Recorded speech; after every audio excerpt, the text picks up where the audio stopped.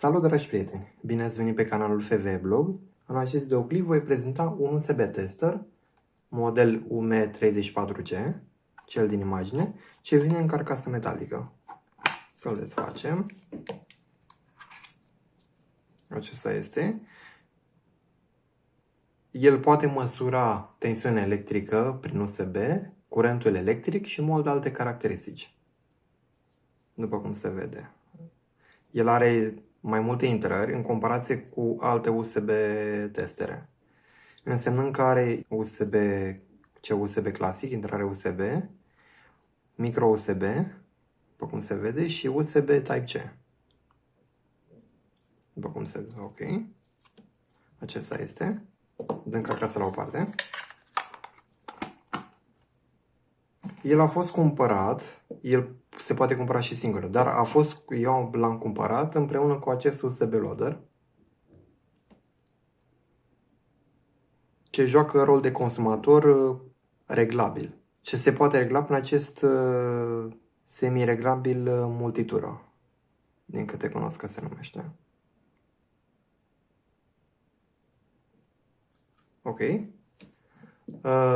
Despre acest USB loader, care se poate folosi și fără acest USB tester, practic este un fel de și un USB tester, practic, în 2 într-1. Pentru că poate afișa, avem și componente active pe spate, o să le explic puțin mai târziu, pentru că poate afișa tensiunea, curentul și puterea, din câte știu. O să vă arăt puțin mai târziu. Îl dăm la o parte un pic. Să treci la teste practice. Pentru drept sursă voi folosi acest powerbank de 16.000 de capacitate de 16.000 de mAh. Bun, hai să trecem la teste practice. Roideng USB tester. Ok, după cum se vede, el poate afișa tensiunea, curentul. Acum arată 0 pentru că nu avem niciun consumator pe ieșire. Capacitate, mAh. Energia electrică consumată, în mWh. Aici este vorba de impedanța de ieșire, nu de intrare, de ieșire al consumatorului. Și puterea. Mai departe, dacă dăm Next, putem vedea că ne arată ce tensiune avem pe data plus și data minus. Pentru că USB-ul are 4 pini, practic. Și aici putem vedea ce tensiune avem pe cele două. Pe plus și pe minus, data plus, data minus. Eu zic că destul de interesant. Tipul încărcării, APP 2,1 A, adică la 5V 2,1 A. Dacă e încărcare rapidă și mai departe, afișează ce tipul de încărcare.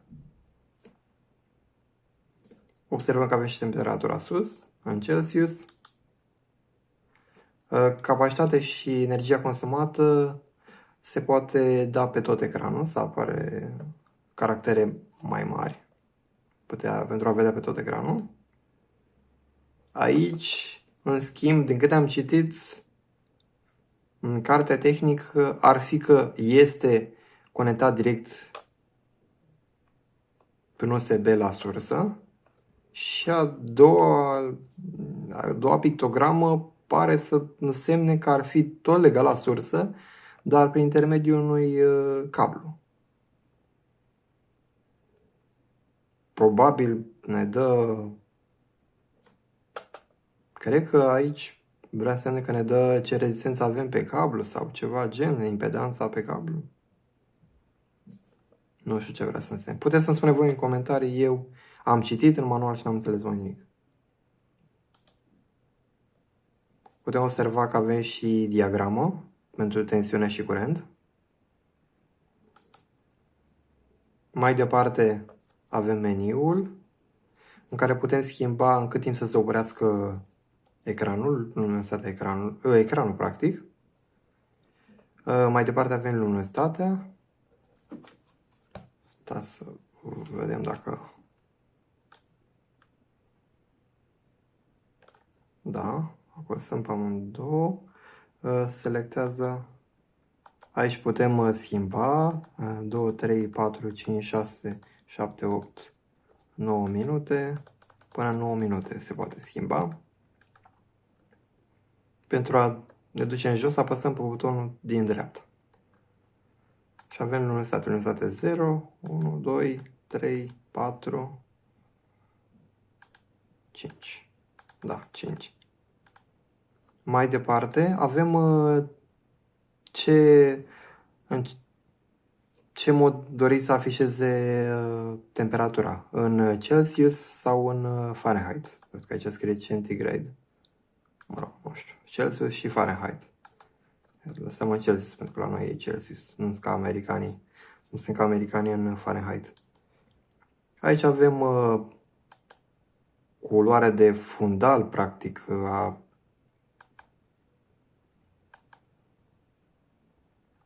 a butoanelor de jos și sus, bara de sus. Eu o las pe galben pentru că, fiind carcasa galben, parcă arată mai bine cu galben. Mai jos avem culoarea scrisului. Ce culoare? Roșu, verde, galben cu galben nu, că nu se înțelege nimic. Albastru deschis, mov, cred, alb, eu las pe negru. Pentru a deselecta aici, trebuie apăsat lung pe amândouă. Și așa am deselectat, mergem mai departe. Da, se întoarce de unde am rămas. Ok, atât cu partea aceasta.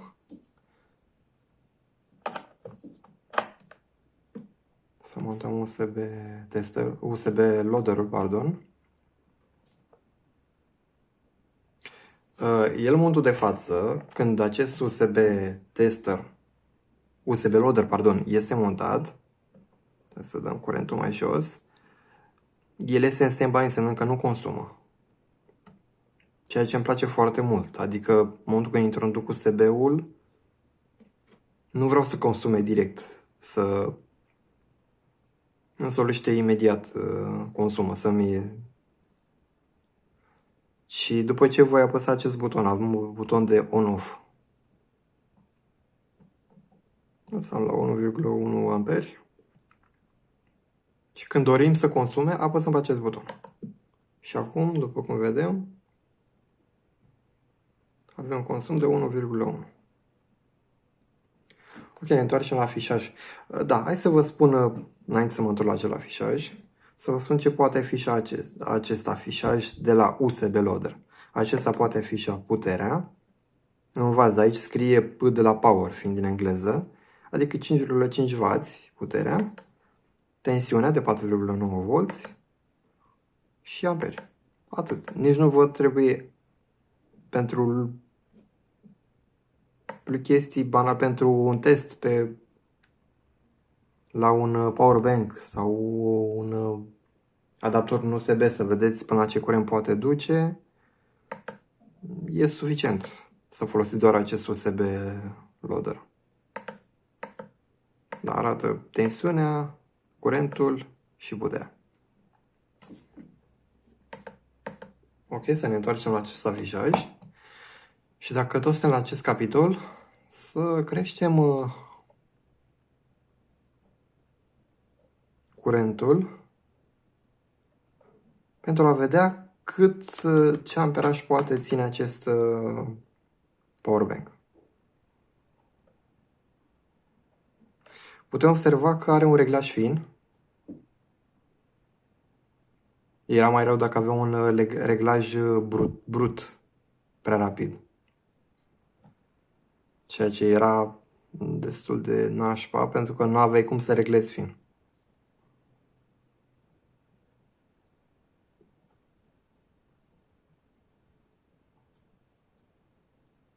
Deci până aici pot spune că acest powerbank respectă ce scrie pe spate, însemnând că pe USB poate debita un consum de 2,1 ampere.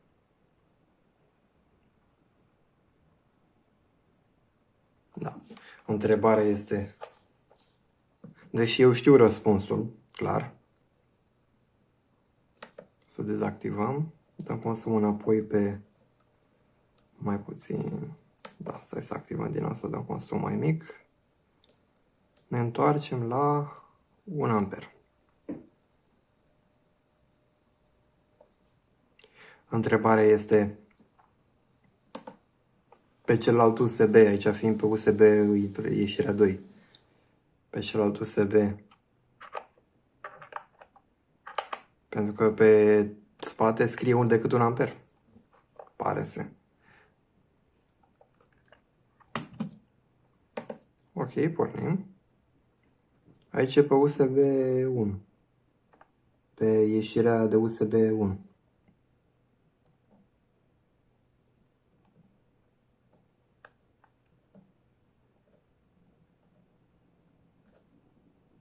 Și după cum se vede, nu contează pe ce ieșire, pentru că, practic, ambele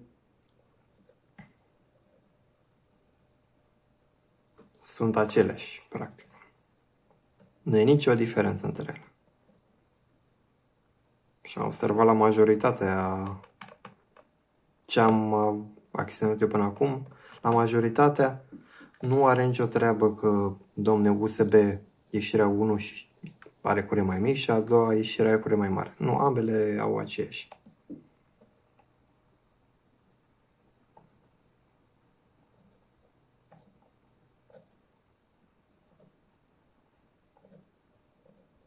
Ok.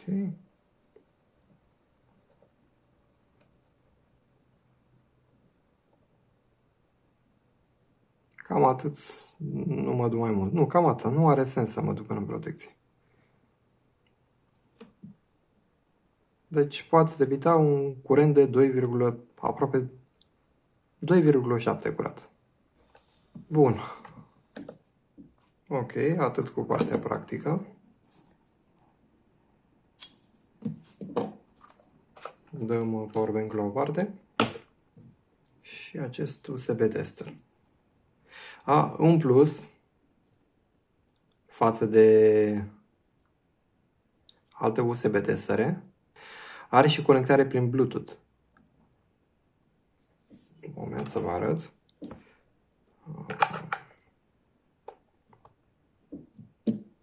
Semn că prin acest switch, ce sunt mic întrerupător,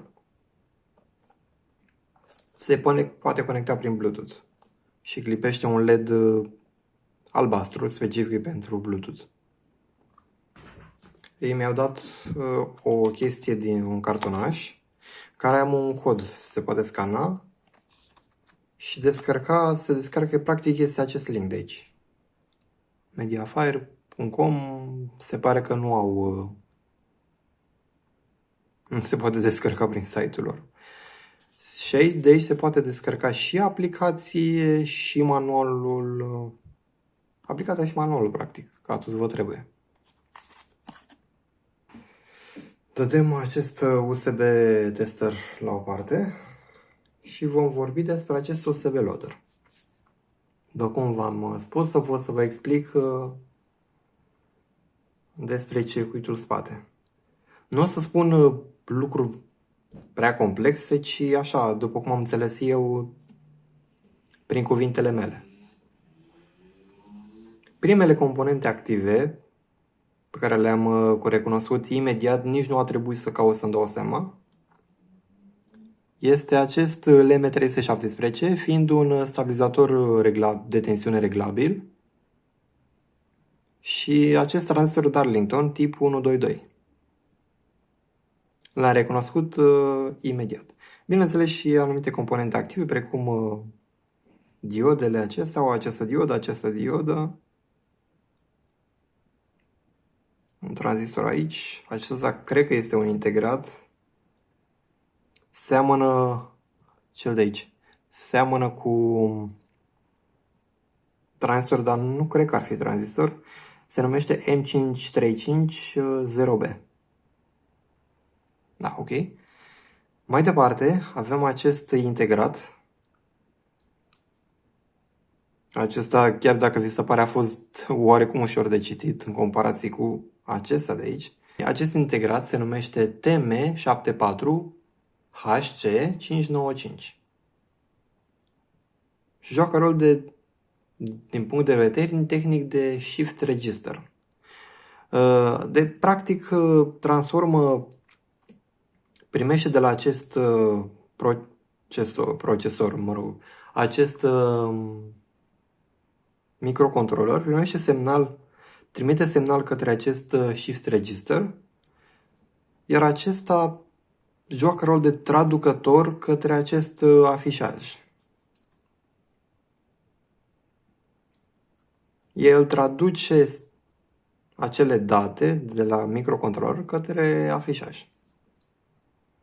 Mai departe, cel de jos este un microcontroller N76E003AT20. E un microcontroller programabil. Cel de aici, MZ, cred că e 0 sau D, 70 sau D, 44 și mai sus 3 cifre 324. Scuze, nu ați văzut? Da, cum vedeți, 324. MZ, așa. MZ de aici. Nu știu ce este. Am căutat practic pe internet, dar nu am găsit mare lucru. Da, aici se oprește această descriere a USB loaderului și a USB tester. Îmi pare rău că m-am bâlbâit.